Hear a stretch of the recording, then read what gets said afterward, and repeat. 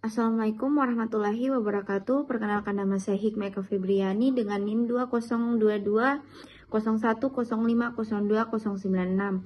Di sini saya akan membawakan 5 materi, yaitu yang pertama penentuan nisbah dalam profit margin dalam pembiayaan syariah, dan yang kedua manajemen proses dokumentasi dan pengawasan pembiayaan di bank syariah, dan yang ketiga kebijakan dan teknik pembiayaan bank syariah, dan yang keempat pengawasan dan penanganan pembiayaan bank syariah, dan yang terakhir analisis kelayakan pembiayaan bank syariah dengan dosen pengampu Muhammad Imran SE MAK. Langsung saja untuk mempersingkat waktu, saya akan membacakan materi pertama, yaitu penentuan nisbah dan profit margin dalam pembiayaan syariah.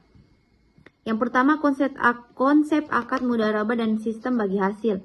Akad mudharabah kerjasama antara sahibul mal atau penyedia dana dan mudari pengelola dana, di mana keuntungan sebagai sesuai nisbah yang disepakati, kerugian ditanggung oleh sahibul mal kecuali disebabkan oleh kelalaian mudarib.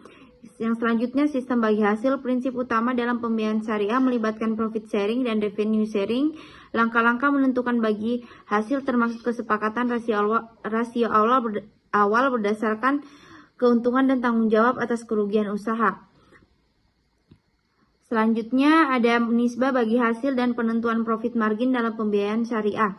Yang pertama itu nisbah bagi hasil, persentase pembagian keuntungan antara sahibul mal dan mudarab. Bervariasi tergantung kebijakan bank syariah dan jenis dana. Beberapa jenis nisbah mencakupi nisbah laba bersih terhadap modal bersih ROA dan nisbah likuiditas. Selanjutnya ada penentuan profit margin diterapkan pada pembiayaan berbasis NCC seperti mudharabah. Faktor penentu margin keuntungan meliputi biaya overhead, cost of renewable fund, dan profit target. Tingginya penggunaan produk mudharabah berpengaruh pada perkembangan bank syariah. Selanjutnya ada materi kedua, yaitu manajemen proses dokumentasi dan pengawasan pembiayaan di bank syariah. Pengertian dan pengawasan pembiayaan. Pengertian pengawasan pembiayaan adalah yang pertama ada pembiayaan, proses analisis kelayakan sampai realisasi. Realisasi bukan tahap akhir, perlu pemantauan dan pengawasan oleh bank syariah. Yang kedua ada monitoring pembiayaan, yang dimana pemantauan mengetahui deviasi dapat menurunkan mutu pembiayaan, tujuannya untuk memperbaiki kolektibilitas. Yang ketiga ada pengawasan pembiayaan, fungsi manajemen untuk menjaga mengamankan pengelolaan kekayaan bank, menghindari penyimpangan dan memastikan kepatuhan terhadap kebijakan pembiayaan. Selanjutnya ada jenis pengawasan pembiayaan yaitu on-desk monitoring, pemantauan administratif melalui laporan dokumen dan informasi pihak ketiga. Selanjutnya ada on-site monitoring, pemantauan langsung lapangan untuk memverifikasi pelaksanaan kebijakan pembiayaan dan kondisi fisik usaha nasabah. Selanjutnya adalah inspection monitoring, menyoroti hal-hal yang kurang berjalan baik, memastikan kesesuaian dan ketentuan pembiayaan. Selanjutnya ada materi ketiga, kebijakan dan teknik pembiayaan bank syariah. Yang pertama itu kebijakan umum pembiayaan bank syariah, pemilihan sektor pembiayaan dan dewan komisaris direksi dan pengawasan syariah. Sektor-sektor pembiayaan dimaksud adalah yang pertama itu golongan nasabah, wholesale atau koperasi menengah dan retail, pengusaha kecil. Selanjutnya ada valuta, pembiayaan domestik atau rupiah dan asing, dan yang ketiga ada penggunaan modal kerja investasi konsumtif. Selanjutnya ada skala prioritas pembiayaan program pemerintah dan komersil, dan selanjutnya lagi ada sektoral, pertanian, pertambangan, industri, listrik, air, gas, konstruksi, perdagangan, transportasi, jasa dunia usaha, dan jasa sosial.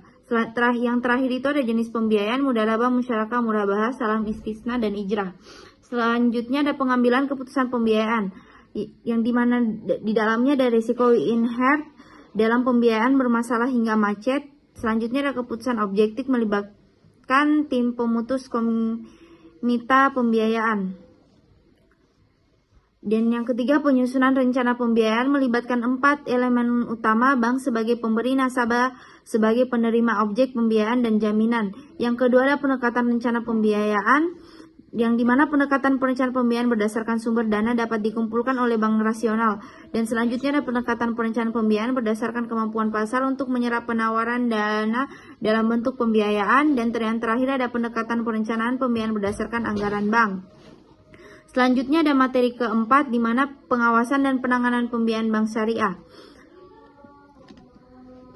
Di sini ada pengertian pengawasan bank syariah, yang dimana pengawasan pembiayaan di bank syariah adalah proses mencakup analisis kelayakan realisasi serta pemantauan dan pengawasan pembiayaan untuk menjaga dan mengamankan dana bank dari penyimpangan.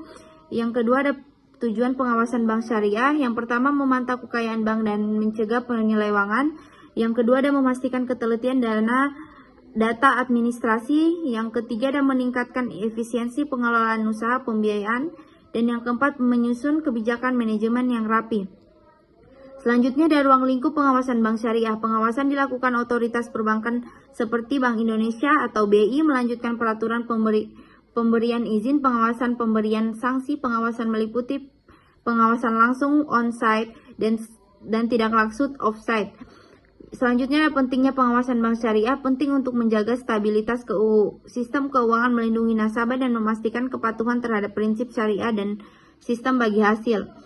Selanjutnya ada nilai-nilai dalam pengawasan bank syariah. Pengawasan harus berdasarkan prinsip Islami seperti jujur atau sidik, menyampaikan kebenaran atau tablik, bertanggung jawab atau yang biasa disebut amanah, dan memiliki keterampilan fathonah. Selanjutnya ada teknik pengawasan bank syariah, meliputi pemantauan informasi dari luar dan dalam bank, serta kunjungan pada peminjaman untuk memastikan efektivitas dana yang digunakan. Selanjutnya ada penanganan pembiayaan bermasalah. Pengertian pembiayaan bermasalah yaitu pembiayaan bermasalah adalah Selanjutnya ada penanganan pembiayaan bermasalah. Pengertian pembiayaan bermasalah. Pembiayaan bermasalah adalah pembiayaan yang tidak lancar, diragukan atau macet, yang kualitasnya dinilai berdasarkan aspek, prospek, usaha, kinerja nasabah, dan kemampuan membayar. Dan yang kedua ada penempatan kualitas pembiayaan. Kualitas pembiayaan dibagi dalam 5 golongan, yaitu lancar dalam perhatian khusus, kurang lancar, diragukan, dan macet. Selanjutnya ada sebab-sebab pembiayaan bermasalah. Sebabnya bisa berasal dari faktor internal atau manajerial, seperti kebijakan yang lemah, dan faktor eksternal seperti bencana alam. Selanjutnya ada upaya-upaya mengantisipasi risiko pembiayaan bermasalah. Upaya preventif meliputi analisis permohonan pembiayaan yang akurat, pengawasan pembiayaan. Upaya represif atau kuratif melibatkan langkah penyelamatan dan penyelesaian pembiayaan bermasalah. Selanjutnya ada penyelamatan pembiayaan bermasalah. Penyelamatan pembiayaan dilakukan melalui restrukturisasi seperti penjadwalan kembali perubahan persyaratan dan penataan kembali.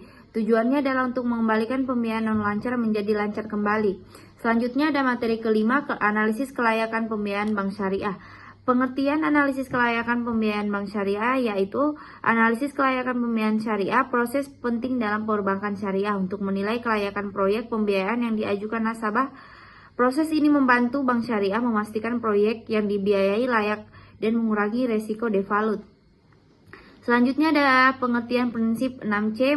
Sebelum memberikan pembiayaan, bank syariah menggunakan prinsip 6C, yaitu karakter, capacity, capital, collateral, condition of economic, dan constraint prinsip. Prinsip ini membantu bank menilai kelayakan dan risiko pembiayaan diajukan nasabah. Jenis-jenis pembiayaan berdasarkan penggunaan. Yang pertama, pembiayaan dibedakan menjadi produktif atau usaha atau untuk usaha dan investasi, dan konsumtif untuk kebutuhan konsumsi. Selanjutnya ada berdasarkan sektor usaha. Pembiayaan mencakup sektor industri, perdagangan, pertanian, peternakan, perikanan, perkebunan, jasa, dan rumah. Berdasarkan jangka waktu, pembiayaan dibedakan menjadi jangka pendek, menengah, dan panjang. Berdasarkan jaminan, pembiayaan dapat berupa pembiayaan dengan jaminan dan tanpa jaminan. Proses analisa pembiayaan adalah proses analisa pembiayaan melibatkan penilaian dokumentasi, administrasi, kelayakan dan prospek usaha, alamat dan kondisi tempat usaha, kebutuhan usaha, karakter nasabah, serta kemampuan dan sumber pembayaran kembali. Selanjutnya ada pengertian risiko pembiayaan. Risiko pembiayaan atau risiko default adalah risiko di mana nasabah gagal memenuhi kewajiban pembayaran. Risiko ini dapat menurunkan pendapatan, kinerja, dan kesehatan bank.